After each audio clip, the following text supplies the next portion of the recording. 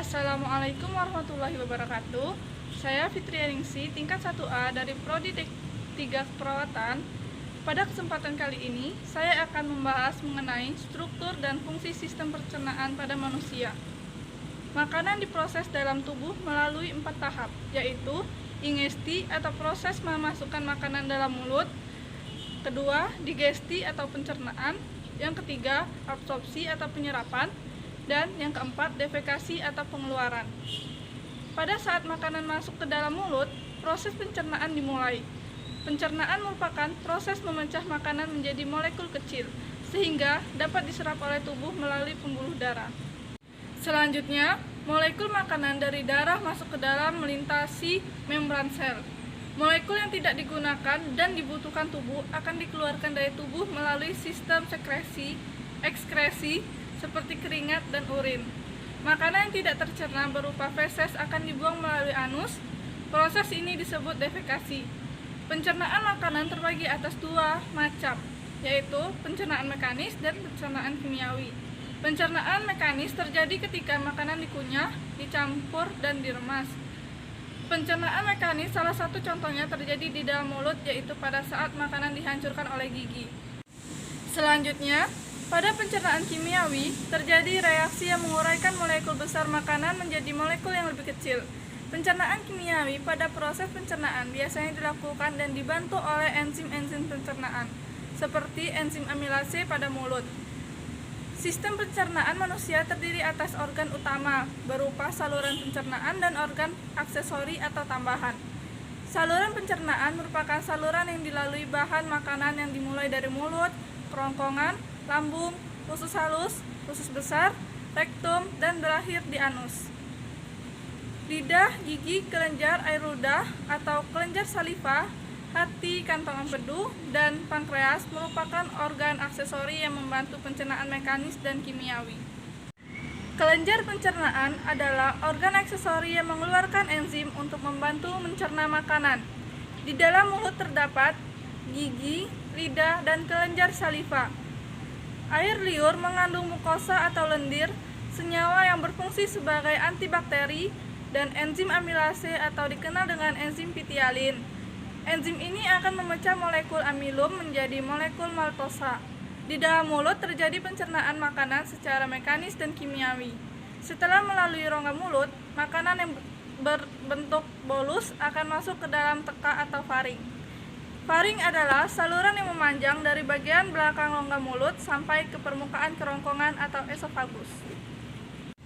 Pada pangkal faring terdapat katup pernapasan yang disebut epiglotis. Epiglotis berfungsi untuk menutup ujung saluran pernapasan atau laring agar makanan tidak masuk ke dalam saluran pernapasan. Setelah melalui faring, bolus menuju ke esofagus atau kerongkongan. Otot kerongkongan berkontraksi sehingga menimbulkan gerakan meremas yang mendorong bolus ke dalam lambung. Gerakan otot kerongkongan ini disebut gerakan peristaltik. Setelah dari esofagus, makanan masuk ke lambung. Di dalam lambung terjadi pencernaan mekanis dan kimiawi. Secara mekanis, otot lambung berkontraksi mengaduk-aduk bolus. Sedangkan secara kimiawi, bolus tercampur dengan getah lambung. Getah lambung mengandung asam klorida atau HCl, enzim pepsin, dan enzim renin.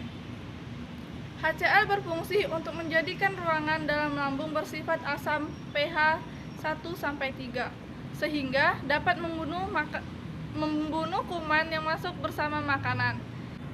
Enzim pepsin akan menghidrolisis atau memecah protein menjadi pepton atau campuran dari polipeptida dan asam amino.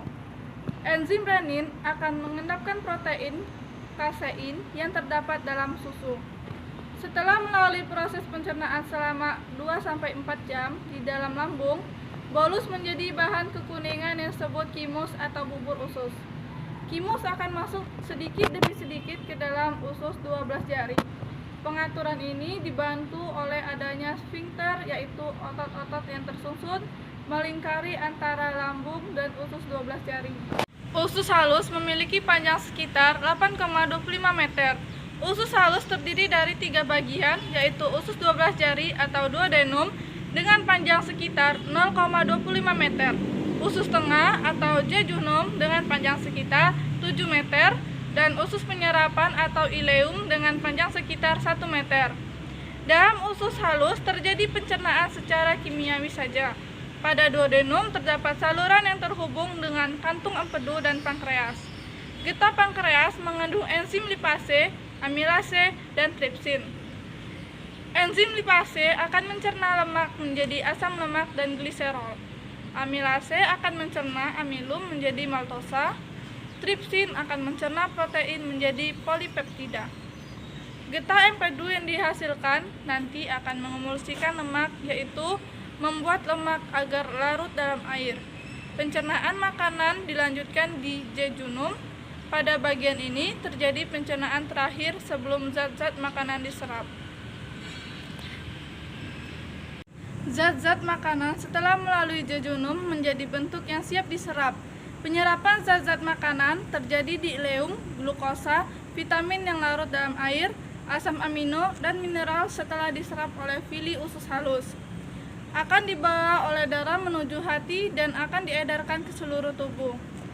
Struktur usus halus manusia memiliki lipatan-lipatan, baik bagian luar maupun bagian dalam, yang berfungsi untuk memperluas bidang penyerapan.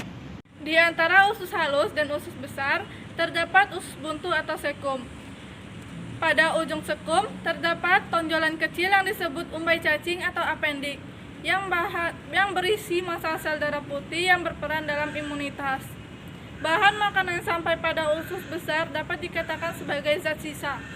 Zat-zat sisa berada dalam usus besar selama 1-4 hari. Zat sisa tersebut terdiri atas sejumlah besar air dan bahan makanan yang tidak dapat tercerna, misalnya selulosa. Usus besar berfungsi mengatur kadar air pada sisa makanan.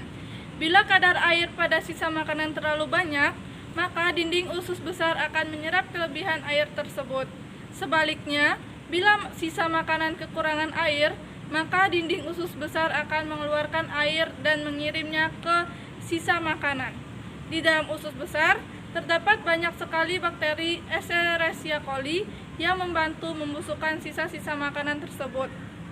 Bakteri Escherichia coli mampu membentuk vitamin K dan B12. Sisa makanan tidak terpakai oleh tubuh beserta gas-gas yang berbau disebut tinja atau feses dan dikeluarkan melalui anus. Terima kasih sudah menonton video ini. Kurang dan lebihnya saya mohon maaf. Wassalamualaikum warahmatullahi wabarakatuh.